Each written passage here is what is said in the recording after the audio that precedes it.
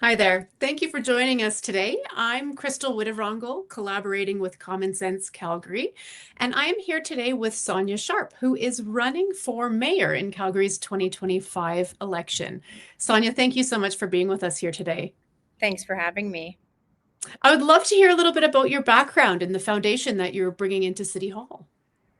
Well, I kind of have a unique background actually, and how I got to this point. I just grew up in, regular, hardworking entrepreneurial family. My dad was a contractor, and I just learned that business was something, family business was something you grew up in and you worked to live. So I understood a lot about the construction industry as a young child, but at 18, I really was like, I'm not doing this. So I'm going to go to university. So I went to U of L actually to become a teacher. And for the first 2 years, going into my degree, it was great.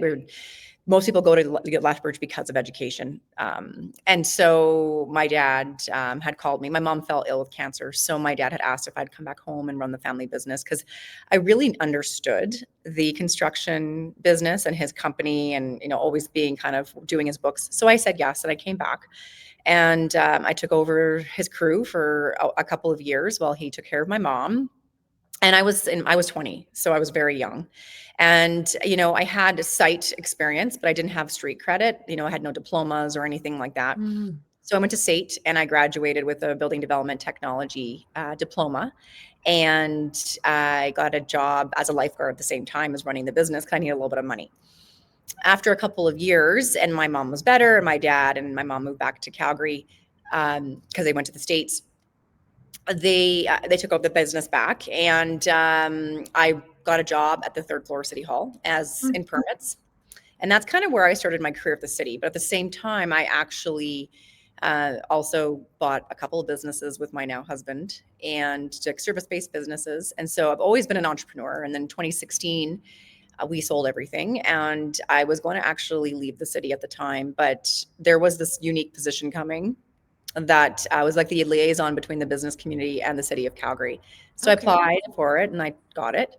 And that's kind of what set things off a little bit for me as my career changed. And I was leading this small team of business and local economy during COVID. And we were Mhm. the trailblazers in Calgary, taking the opportunity to put patios on the roads during COVID. And so many cities reaching out to us saying, how are you doing this? How are you Mhm. removing so much red tape? And we just were, because we needed our businesses to survive. Mhm. And then I started to realize, working on the inside, how much, council had authority and governance. So I quit in 2021 and ran for council, and I was successful getting the Ward 1 seat. And, spent now the last almost 4 years kind of on the minority side of council, making sure I could bring my fiscal restraint, my business perspective, and a lot of losses on motions and amendments. But that's okay, you win and you learn. And so then last year I decided that I was going to decide, like, move forward and run for mayor. I just didn't Mhm. like the way things were going. I don't see great options out there. And I focus myself on wanting to deliver. Mhm. So I've seen things from different perspectives. None of my opponents have that kind of business acumen that I've had for over 16 years, the inside knowledge of 20 years, and now being a politician at the city for 4. So I've Mhm. worked with the city in different ways. And, it's kind of geared me up to knowing that if elected, I can hit the ground running Mhm. with. Mhm. Yeah, okay. And so what are you hearing from Calgarians at the doors or in the communities as being some of the top priorities for the city right now? Well, I would say there's a couple of things that we hear. Strongest thing we hear about across the board, I would say, in every community, in every ward, is public safety. Mm. So public safety in our city has, like, it's dwindled down. And or sorry, the public safety increased, but the support for safety has dwindled down. And Mhm. people are feeling that. People can see it, and they feel unsafe when they're either coming downtown, going to the trains, out in their neighborhoods. Mhm. And when I took over the seat in Ward 1, safety was an issue in Ward 1. And we worked, my team and I, close with the community resource officers, and better lighting so that the community could feel safe. We increased how Mhm. people felt, which was part of my focus on public safety for this campaign. That being said, public safety is number one. What I hear at the doors, minus maybe some, inner city stuff, is blanket rezoning. Mm-hmm. Rezoning is an election issue, as much as some of my opponents didn't want it to be. And it's really interesting hearing some of them talk about this now, because they even spoke towards supporting it when it came to council. I tried to stop blanket rezoning before it even started. And so when I'm out campaigning and seeing that there's a lot of hesitation around blanket rezoning and people Mm-hmm. about it, their voices were removed. And then the other thing that we hear is obviously affordability and Mm-hmm. taxes are high, and we understand that, and I understand that, and my team understands that. So those are like the top three things. The one thing though that I am bringing to light that you won't hear my opponents talk about is bringing administration back to heel. So getting them to understand that they report to council, and mostly senior administration, not your frontline workers. I'm talking about top two layers. Mm-hmm. And if you don't change the way senior administration kind of focuses, nothing will change. And, all my opponents are out there with these platforms that I call aspirational, I would say, vision. If you don't get a little bit of control here on how things need to move forward, nothing will change. So I have seen the city from so many angles for so many years. And that is one of the things I may not be hearing directly at the door, Mm-hmm. but I can tell you that things in the whole governance of how City Hall is operating needs to change. Can you give me an example of one of those things that needs to be kind of reeled in, that people might not Yeah. visibly be so aware of? Well, there's only two positions that report to council now. One is the Mm-hmm. auditor, which always reported to council, and that would make sense. And then the other is the city manager. Before, we had more reports to us. So if Mm-hmm. you think about your clerk's office, clerks should be Switzerland. They should be reporting to council. They should be, supporting council. They report to a general manager, who is the city lawyer, who then reports to the city manager. And so that's where your FOIP sits. So what does that mean for people at FOIP? Do they get redacted because administration sees it before anybody else? Then there's, your chief of emergency response. They used to report to council. And now that position is so embedded in the corporation, like our fire chief, those should report to council. These Mm-hmm. are people that keep your city safe during crisis. So things like that need to change. And then there's layers added in there. The city manager has hired a chief operating officer, and I feel like they do the same job, but that's costing an extra $2.5 million in operating a year, which, Mm-hmm. if people were following politics over the years, I tried to change that during budget last year. That's $2.5 million in operating. I always say $2.5 million. How many police officers can you get with that? How many firefighters can you get with that? And so those are little things, like those don't affect any sort of frontline. They don't affect your day to day. Those are internal things that taxpayers are paying for without a return. Mm-hmm. Well, and that stuff does impact the day to day when we're Well, looking at, yes, yeah, yeah, like the taxes increasing considerably, cost of living being top of mind for people. And absolutely. so, in terms of property taxes, what is your position on them? Are they too high? Do you see them continuing to increase, if you were elected mayor? What would your perspective be on that? They are too high. Calgarians are not getting the value out of the tax increase over the last 4 years. I did not support any increase over the last 4 years. I've brought amendments to decrease right out of the gate. When we were elected in 2021, there was an increase of like 2.5% with all of these add-ons from members of council that were newly elected. And prior to that budget, the last council had, wanted a decrease and keep things flat. So it was really interesting to see some of the changes that happened right out of the gate in 2021. I was Hmm. against any increases because it was also a surprise to Calgarians. You promised one thing, and maybe if you reduced it, they would have been happy, but they increased. And over the last 4 years, it's been about 22% of tax increase. And so Hmm. what are they getting for that? Because we still had 35,000 potholes last year. Hmm. And now we don't have enough police officers. We are lacking some of the resources that the fire department needs. We Hmm. have unsafe transit. We've taken commuter changes, or we made some commuter changes to buses services. And there's less frequent buses, but like they come at different times. And so these are little things that affect Calgarians, and it irks them when they Hmm. realize how much taxes they pay. And we can only control the tax rate. So we saw a preview a couple weeks. Obviously, I'm a sitting member of council, and the 5.4% for residential is high. And I was a little bit surprised to see some of the things in the budget preview, Mm-hmm. things that were missing, things that council actually directed, things that went through committees that were supposed to be in the budget. Instead, what I saw were administration's asks. That Mm-hmm. to me solidified a lot of things. So if you're going to put your own asks in there, I would have liked to seen that number come down. So you didn't even put our asks in there and the number stayed the same. Mm-hmm. So that's Mm-hmm. what I mean about governance issues. So Yeah. until things really change, that could continue to climb. And so I know there's other people out there talking about tax freeze and all that. To me, I don't even know where you even like start with that, because 5.4% is still too high. So what are you Mm-hmm. freezing taxes at? And then you Mm-hmm. could run into an infrastructure deficit like they did about 20 years ago when they decided to freeze taxes. And now we're paying for it, clearly, Mm-hmm. with some of our crumbling infrastructure. Mm-hmm. So you Mm-hmm. have to be very careful when you're out there saying you're going to do certain things, because you also need 7 friends to do it.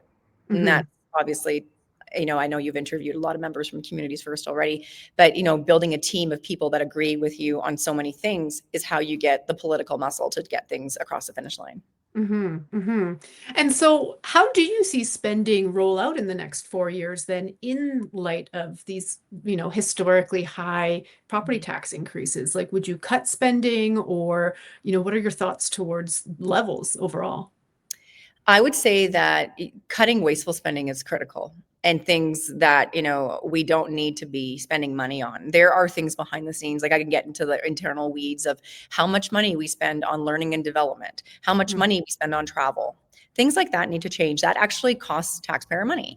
And Mm-hmm. so, but we need to focus on our core services, infrastructure, public safety, snow removal. And, these are little things that you might forget about during the summer, and things like that. And really making sure our water infrastructure is fixed. Like, we're leak water. We know that this has been an issue for years. No one wants to tackle it. Instead of Mm-hmm. throwing good money after bad, fix what we have. And these are critical things. And I think what happens when people take this job, they think it's something more than it is. And I'll be completely honest. I'm 24 years at the city. I'm a public servant. I've had different titles along the way. And as a counselor, I'm still a public servant. As a mayor, you're still a public servant. And if Mm-hmm. you want something more than that, this isn't the job for you. And I've been saying Mm-hmm. that for a very long time. And clearly, 8 of my colleagues decided that wasn't the job for them because they decided not to run again.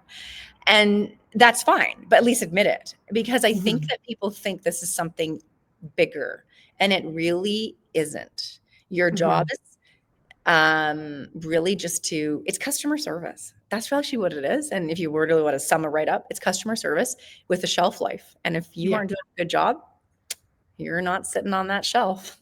Hmm.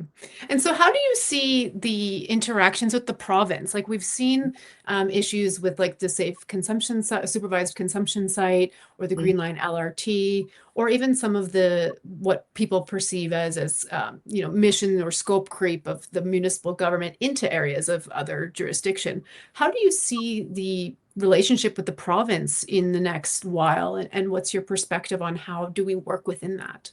I think it's important to always remember that you may not agree on everything, but a respectful dialogue is warranted. So, Hmm. fighting on social media, fighting in the media, what happens when you do that is you lose public trust.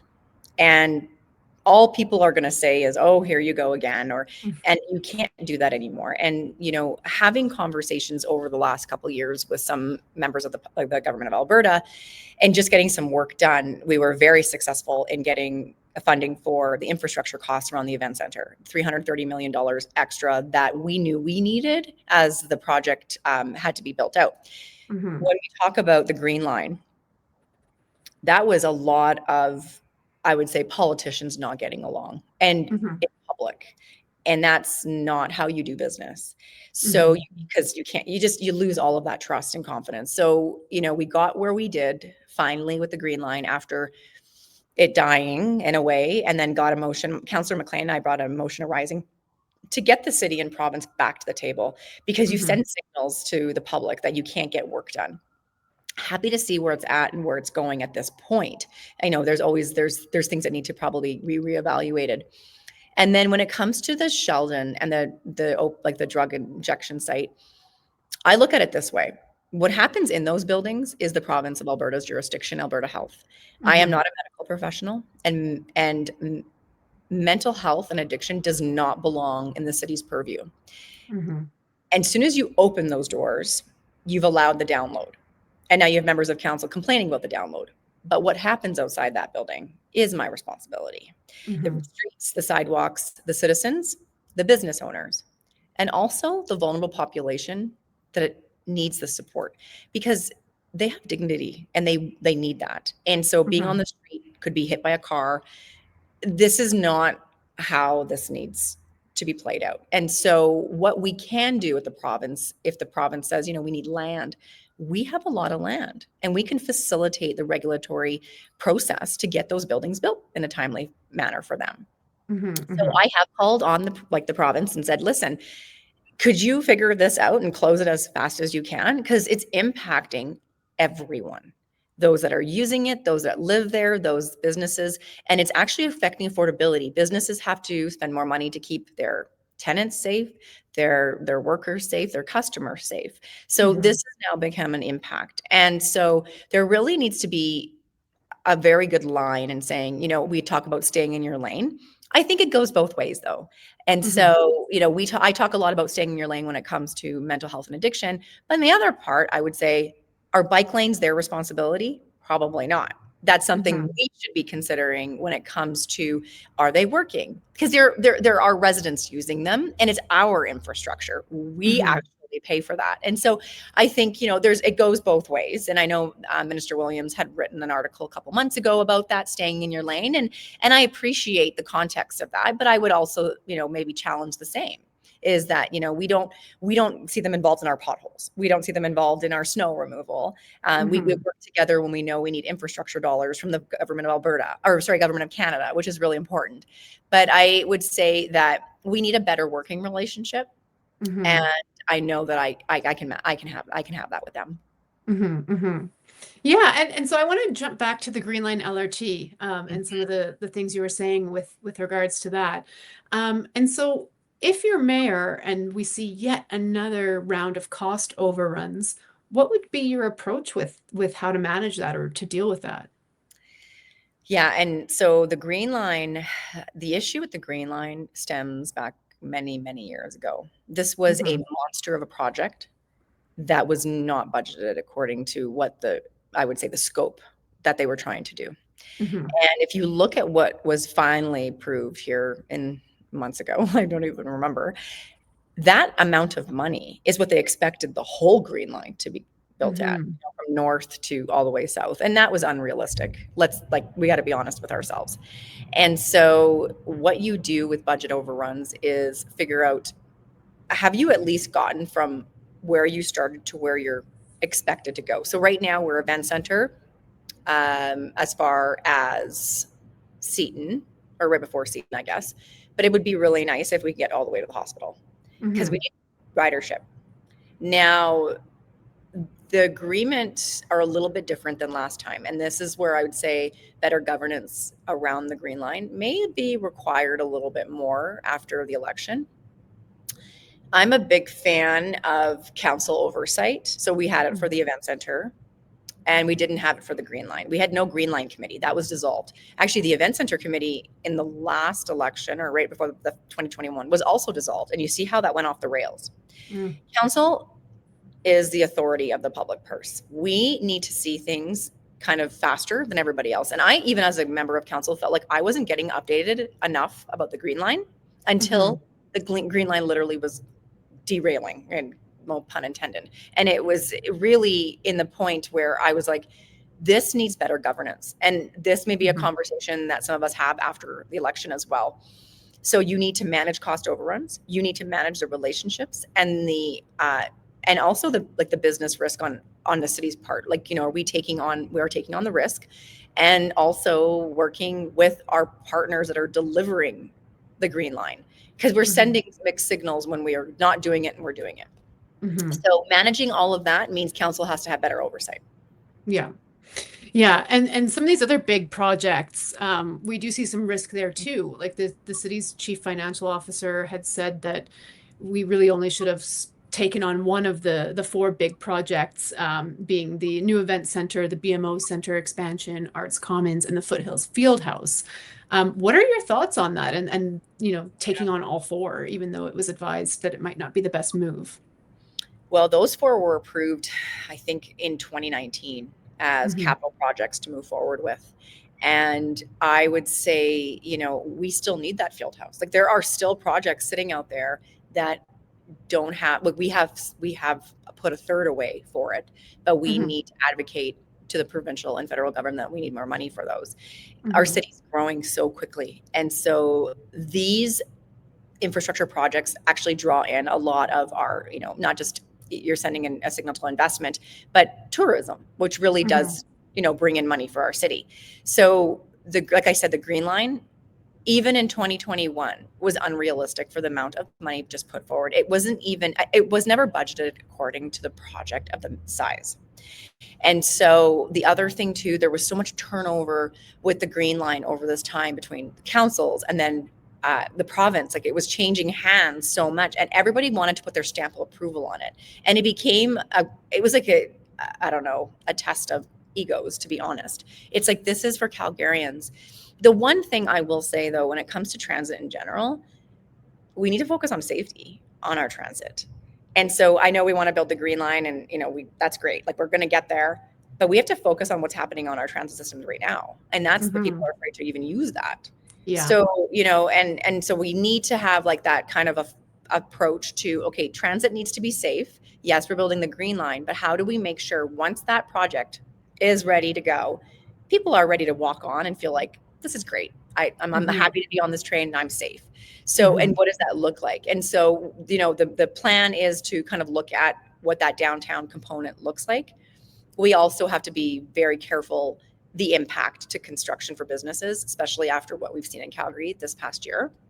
Hmm. And seeing all of that and managing all of that. And one of my pledges is to open an infrastructure planning office. So there's oversight before, during, and after projects. I mean, the Green Line will have its own thing clearly, but there needs to be some sort of risk management and risk mitigation when it comes to when we're impacting businesses. The city should never be the reason businesses are failing. That is Hmm. like a no-go zone. And a business's last resort to sue a city is because they have no options left. Hmm. Mhm. Yeah. Yeah, I'd love to go back to safety and Yeah. transit safety specifically.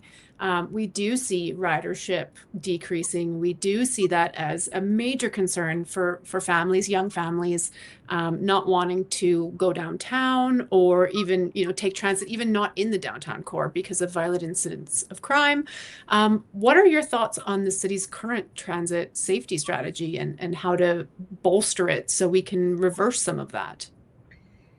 I think it needs to be better. And this is not trying to put down, obviously, the people that are trying, the bylaw officers and the transit officers that are trying to make it better.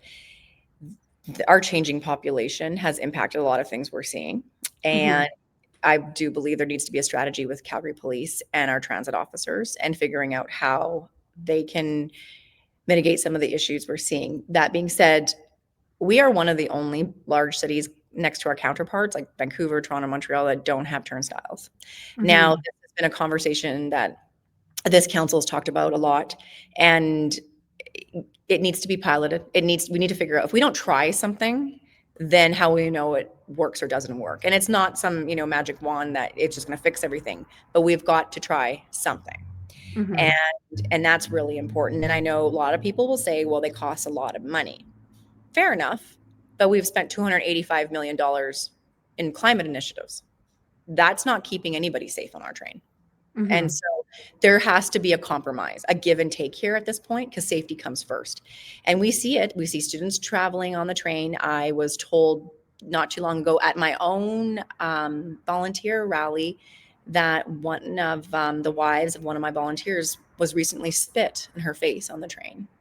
And, he was upset. He's like, these are real stories. And he goes, when she told me, I was like, what does he look like? And you all of a sudden, as a husband or a wife that hears about their loved one being affected by that, Mm-hmm. they are uneasy. They don't want to get back on the train. Mm-hmm. And it's almost like, how do we sit here as the city of Calgary saying, take the train, when I'm hearing stories like that? So safety on the train has to change. Our own operators are being attacked on the buses. Like, this Mm-hmm. is, how are we supposed to convince people about this? And so things do need to change. What that looks like, I would say, I don't have all the answers right now, but there needs to be some changes. There needs to be some pilots of turnstiles in the city. It's some of our Mm-hmm. stations we know we can do them at, because we still have seven. The part downtown is tricky, right? Like, how do we turnstile, City Hall Station, and how do we, so, but we need to look across the world at some of the cities that are, our size or a little bit bigger, that have done this right, and Yeah. focus on putting money where it matters. And to me, safety, when it costs, like, the cost to safety is not negotiable. Like, it needs to be done. If you don't have a safe city, things will change drastically. People won't want to live here, visit, open their businesses here, and you start to lose a city that has so much opportunity. Mm-hmm. Mm-hmm. Yeah, I agree. Um, we only have a few minutes left here, so I'll pick one of the Hmm. biggest topics. I would love to chat with you about the water main break Okay. of last year. And so there was a lot of criticism on how City Council managed that, from communications right through to mitigation. What are your thoughts on how that unfolded, and the differing perhaps view that you have of critical infrastructure as a result? Yeah, it is really unfortunate that that water main broke. I would say, obviously, being at ground zero, because it was in Bonas, it was affected my community a lot. They had no water, and once they got some water, it was dirty. And your number one job as a city elected official is clean drinking water. If there's anything you can deliver to your constituents, that's what it is. So when I'd heard about it, I right away acted the best way I could, knowing that people wouldn't have known. We had the local state of emergency go out, but there was so much that needed to be done door to door Mm-hmm. and enabling people to get water. What I will say to that is, there were signs along the way for years. Mm-hmm. And some of my opponents were given some signs a couple of years ago. I'd say about 8 years ago. Some of them knew that our critical infrastructure was failing, and it was a little bit ignored. And these are reports that are public. I mean, there are some closed door camera reports that I can't speak of, but as an elected official, I can read those. And Mm-hmm. there were signals, administration sent signals saying, you need to pay attention to this. And I would say that communication in general wasn't maybe an issue targeted in Ward 1 or even Ward 7, because Councillor Wong and I were out there and we were Mm-hmm. talking to constituents door to door. The communication breakdown started to happen in communities that were so far away from the impact zoning. So if you think you lived in Mahogany, why am I reducing my water? Like, why does that matter? Nobody understood how our systems worked. We're a big city on a little river. We have, the Glenmore Reservoir. We have the Bear Spa Reservoir. We were trying to manage water. And I would say one thing is, as an elected official, nobody wants to see me stand up in front of Calgarians and tell them not to, flush their toilets or drink beer, not water. Like, that is not what Calgarians want. They want someone in uniform to stand up there and say, we are at a point in a critical spot that we need the whole city to make sure they're all playing their part. Someone in uniform gets a lot more respect than a politician. And I will say the communication breakdown was that. And having ongoing press release, like pressers, people, it became Mm-hmm. white noise. And Yeah. when you can, and white noise to people they don't want to hear about it. And I know that there's some people are like, oh yeah, I did this and it was great. Actually, it did the opposite effect. And so, being out there and handing out water and making sure there were locations where water and food could be picked up for those affected, Mm-hmm. that worked out very well. And I would say Ward 7 and Ward 1 probably don't think there was an issue with communication breakdown.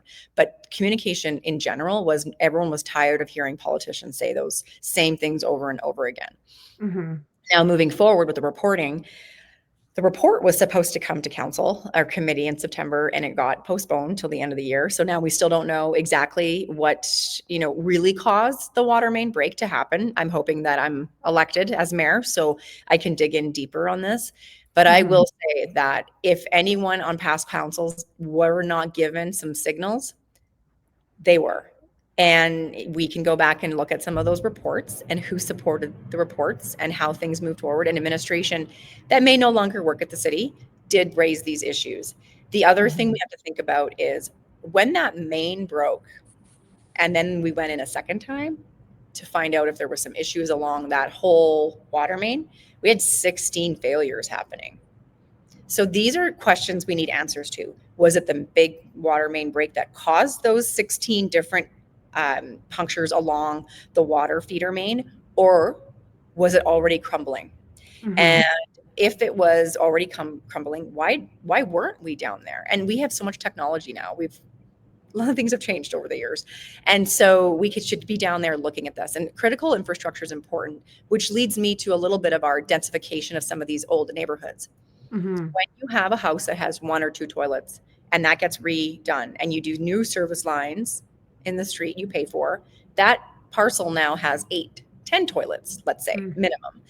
That causes a bit more intensity to our sewers and our water. So are these communities really brought up to the standard of the density that's going in there? So it becomes the chicken and the egg conversation. Yeah. And I put a motion forward about looking at some of that critical infrastructure in these older communities. It failed.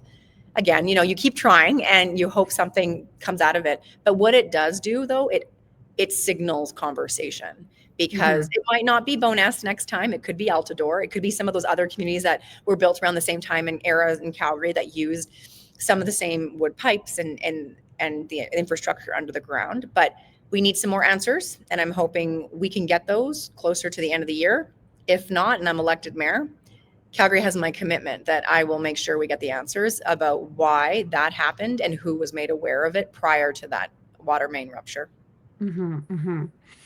Well, awesome. This has been such a great conversation that I would love to continue for hours and hours, but I know you have so many other priorities at the moment. And so, if you could leave our viewers with one thought, whether or not they're voting for you or voting for somebody else, what's the one thing you want to leave with our viewers today?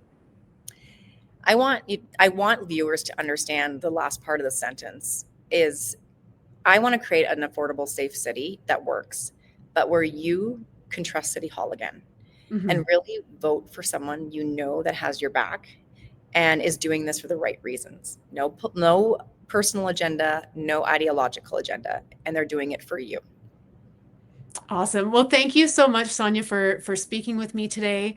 And thank you to our viewers. Please remember to remain informed, stay engaged, and please get out and vote. This is a very important election, and I hope you all get out and cast that vote.